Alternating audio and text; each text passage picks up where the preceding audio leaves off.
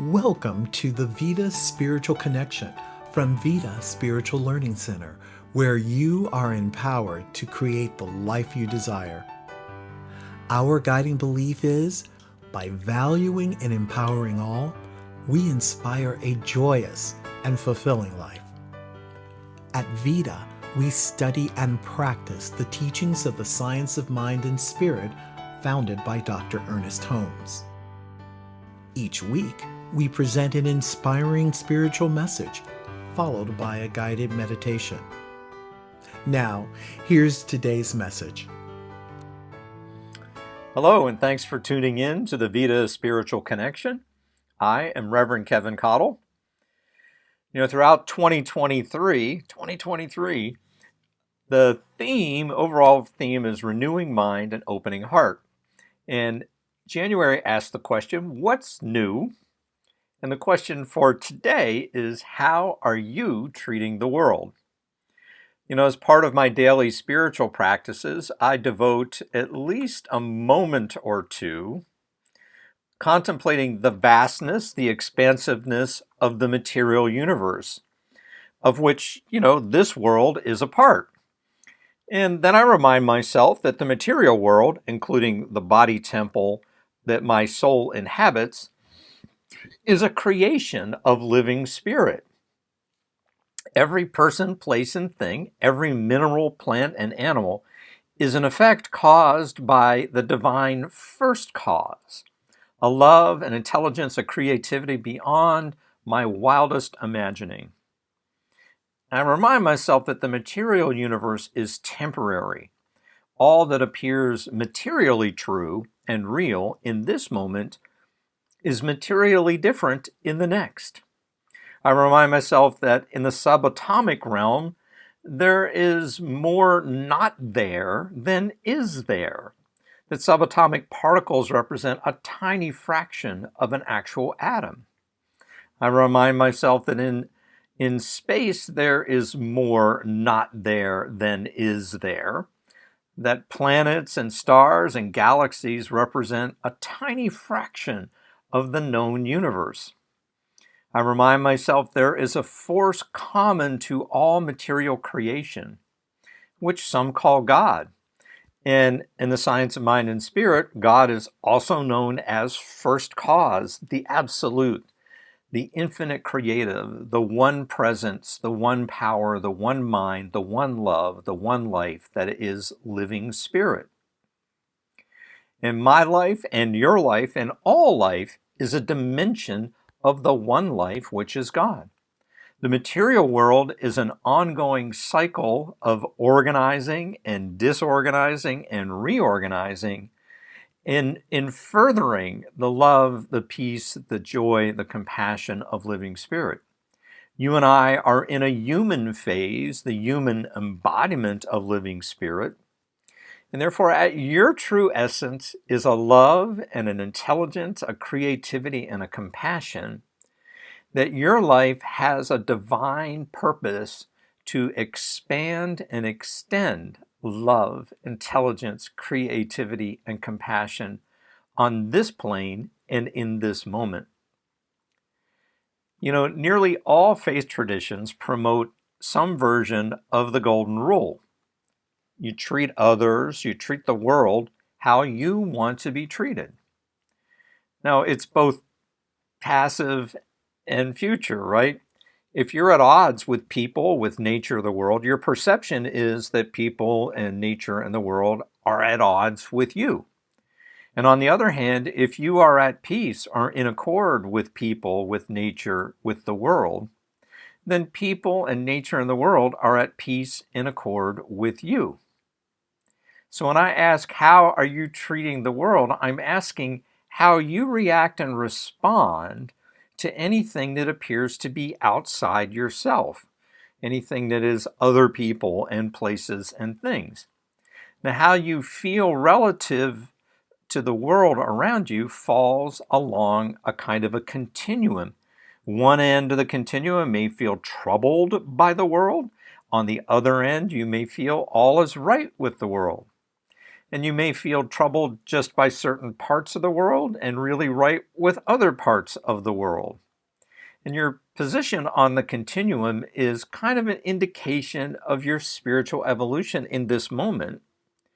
And in this moment, you adopt a new poise from which you create new openings of heart and mind.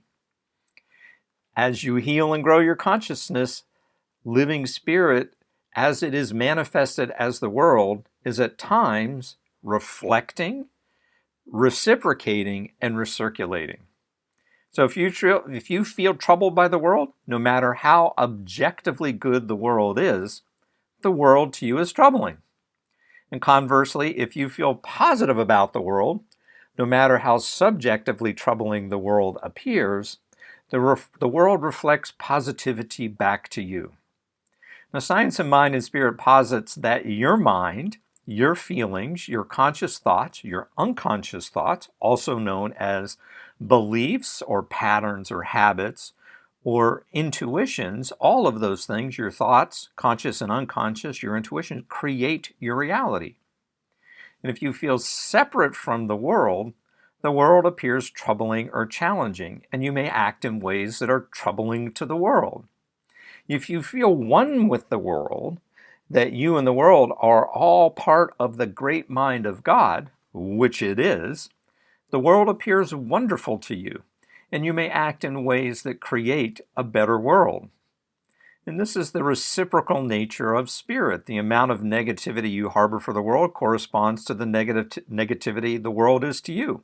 The amount of positivity you harbor for the world corresponds to the positivity the world is to you.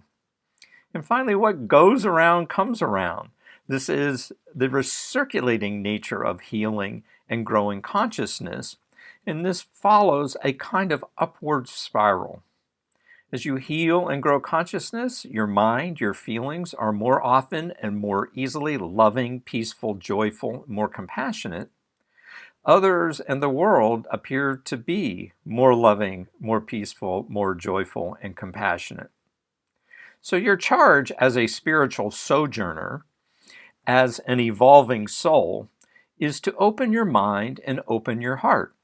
In the Science of Mind and Spirit, you begin within, and that means opening your mind. Now, mind in the Science of Mind and Spirit is not just brain. It's your thoughts, it's your intuitions, your feelings. It's those 5 sensory systems, your emotion, your body temple. To open your mind means you frequently and consistently examine your thinking, your mind. You bring your beliefs, your patterns, your habits to conscious awareness for release and revision and renewal.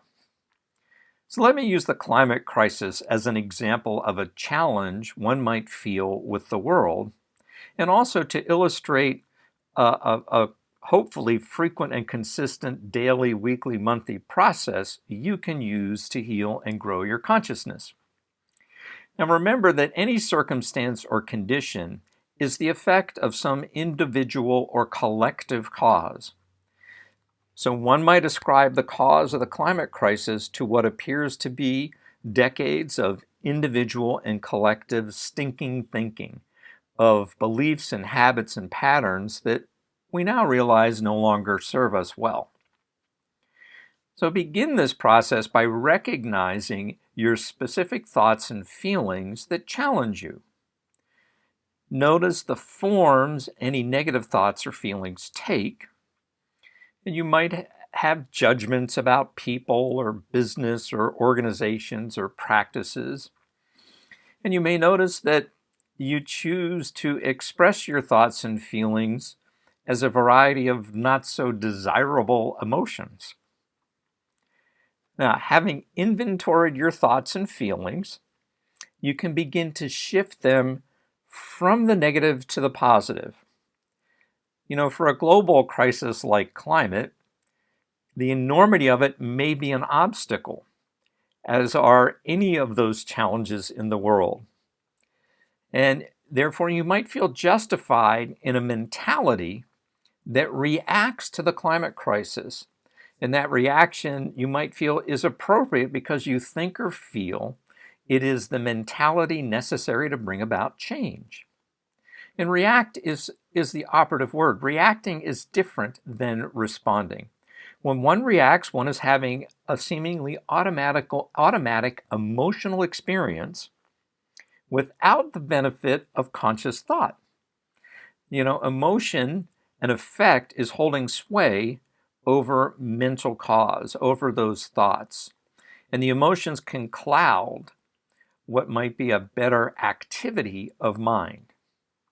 Reacting engages and energizes at the level of the problem, which tends to sustain the problem. As Einstein said, you can't solve a problem on the same level that it was created. You have to rise above it to the next level. So when you respond, which is different than react, when you respond, conscious thought is engaged. You are mindful of feelings and open to intuitions. And from these causes, you have a certain degree of choice around the emotions that flow, that you express. So returning to the climate crisis example, reacting to climate crisis is not going to help in the long term. This process is intended to move you from reacting to responding, for you to rise to a new level, to open mind and heart to greater possibilities. And in our teaching, those greater possibilities can't help but create better realities, better actualities, better manifestations and demonstrations. Now, having inventoried your thoughts, your feelings, your beliefs, having noticed the emotions you can now make changes for the positive, for the productive, for the creative. Sometimes it's just as simple as taking that negative and turning it into a positive. Sometimes it means confronting unconscious thoughts. It means bringing beliefs and habits and patterns to conscious awareness. And once you're consciously aware of them, you can evaluate them. You can bless some beliefs, those beliefs that no longer serve. And with your new awareness, you revise those beliefs that are kind of working. And on top of that, you create new beliefs. Now, I got to say, just saying you believe something doesn't necessarily make it a belief in the science and mind and spirit sense. When your conscious thought is not fully engaged, your unconscious thought, your beliefs, those habits, those patterns, are what drives the bus of your life. So it is through definite and consistent spiritual practice, definite and consistent, consciously directing thought, that you form beliefs and reform beliefs. Creating and reciting affirmations is a really simple and powerful tool to form and reform beliefs. And those affirmations, as a reminder, are positive, personal, powerful, and present tense.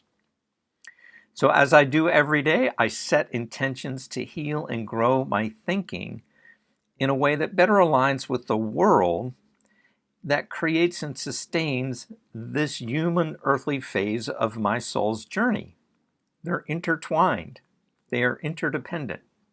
So as you respond to the climate crisis, respond, not react, or anything that troubles you in the world of effects, whatever that might be, the intention is to treat the world better. In this case, treat the climate, treat Mother Earth better. And that means setting and resetting an intention to elevate your mentality to the most constructive, creative, and compassionate it can be. As your mentality shifts to more positivity towards the world, you and the world are more in accord. You feel a mutuality, that you are treating the world better and the world treats you better. So for any challenge you ascribe to the world, that world of effect, learn a little bit about what is good for the world. And that learning happens by healing and growing your consciousness. And as your consciousness grows, you are naturally guided to the steps, the actions that feel right for the world and feel right for you too. I'll leave you this from Thich Nhat Hanh, who said, We are all leaves of one tree, waves of one sea. So let's turn together in prayer. Just using that reference of leaves of one tree and waves of one sea, I know that God is all there is. God is a presence and a power that is love and peace and joy and compassion and health and well-being. I know that God is dynamic. It is a circulation of goodness, of godness, of good feeling. And I know that God is a connection, a bridge between all apparent beings, all apparent things. For every person, place, and thing is created out of and circulates within the one mind of God. And knowing that is true, I know that I am one with the one mind of God. And as I am one with the one mind of God, what is true for me is true for all beings everywhere, and true for you too, that you too are one with the one mind of God, that we are all creations, extensions, emanations of living spirit. So I speak my word that as we are right with the world is right with us. We catch the vision, the divine high idea of mutuality, of a beloved interdependence, that what is good for the world is good for us and good for me too. We set the intention that you and I and the world are powerful portals through which more love, peace, joy, and compassion are circulated on this plane right here and right now. So I bless the world as we are blessed. I give thanks for this answered prayer, for this communion and connection in spirit.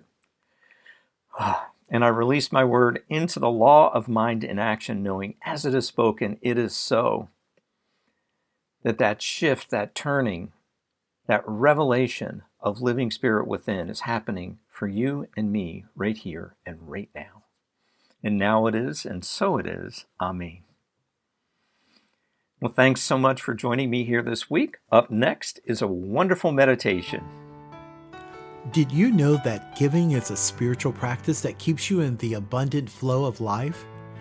If today's message inspires you, consider supporting Vida Spiritual Learning Center. Know that your financial contributions support this show, our learning center, and the Science of Mind philosophy. Thank you. Now it's time for the meditation. Hello, beloveds, and welcome to a time of meditation. I also like to call it a time in the stillness and in the silence. For today's meditation, I'm simply going to invite you to simply close your eyes if it's safe to do so. Please do not do this while driving.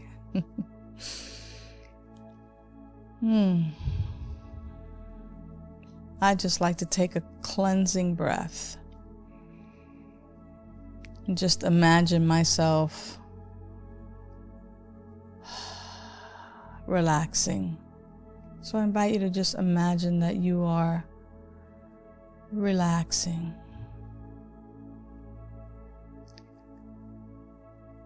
And today's time in the stillness and silence also includes an affirmation that you tell yourself for each inhale and each exhale.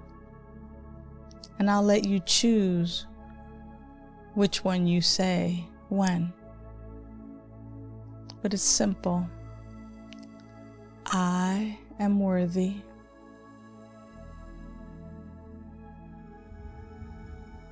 I am enough.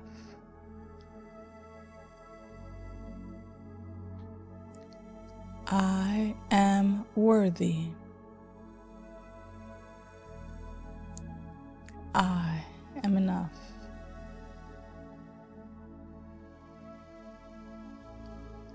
I am worthy. I am enough. And continue silently to yourself, repeating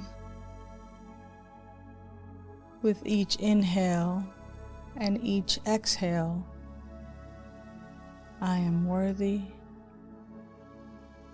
I am enough.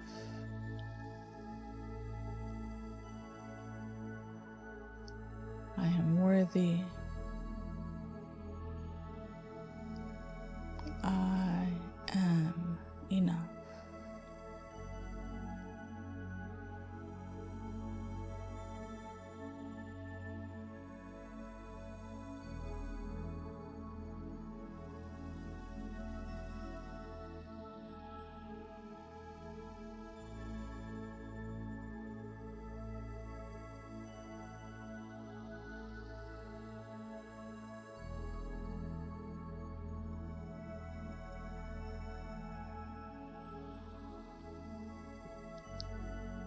And if you find yourself being distracted by sounds or noises around you, they're simply just confirmation that you are alive. And gently and most compassionately bring your attention back to your breathing. And with each inhale and exhale, remind yourself, I am worthy. I am enough.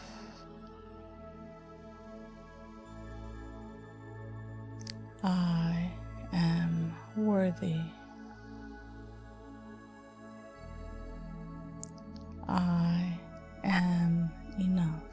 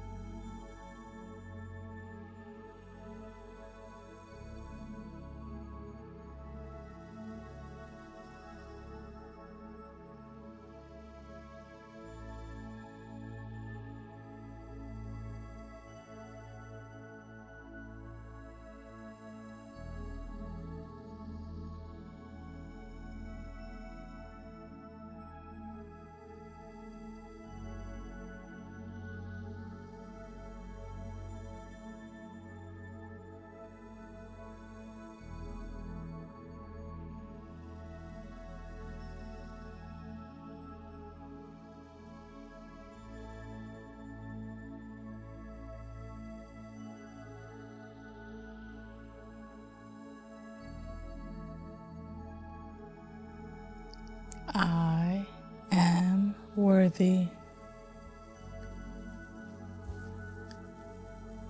I am enough.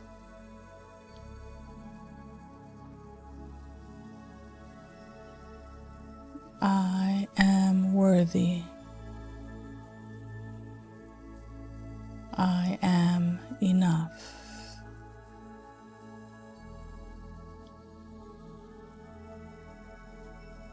I am worthy. I am enough.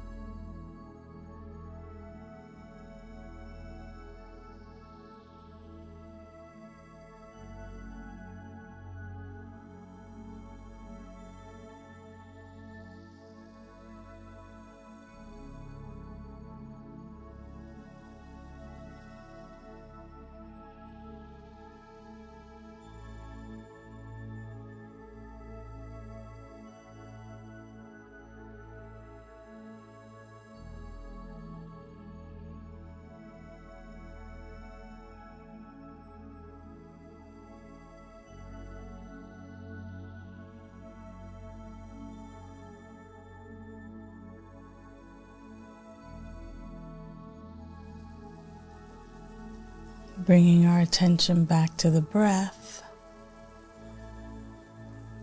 I am worthy. I am enough.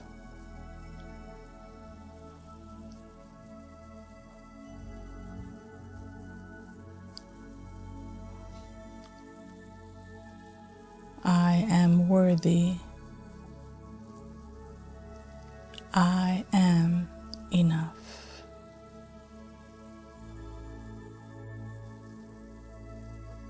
I am worthy. I am enough.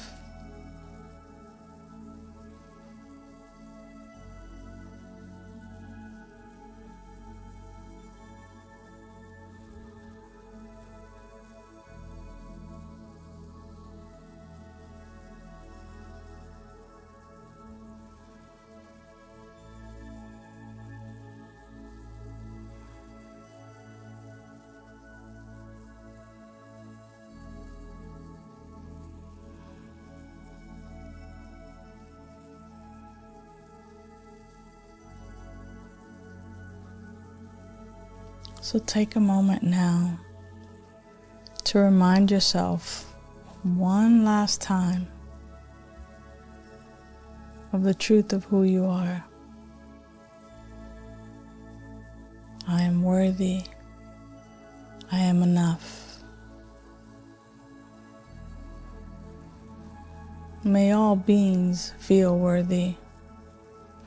May all beings know they are worthy. May I know that I am worthy.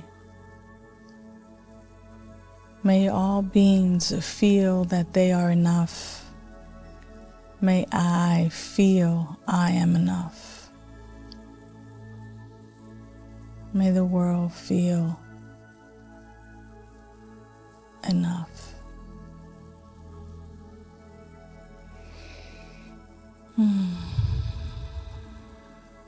And gently begin to wiggle your fingers and toes and to simply acclimate yourself to your space. And as you gently open your eyes and see everything around you, feel and sense your worth, your value, and know that you are enough. Please join us again for another meditation. Know that you are loved. And so it is. Thanks for tuning in to the Vida Spiritual Connection. Please visit our website to submit a confidential prayer request.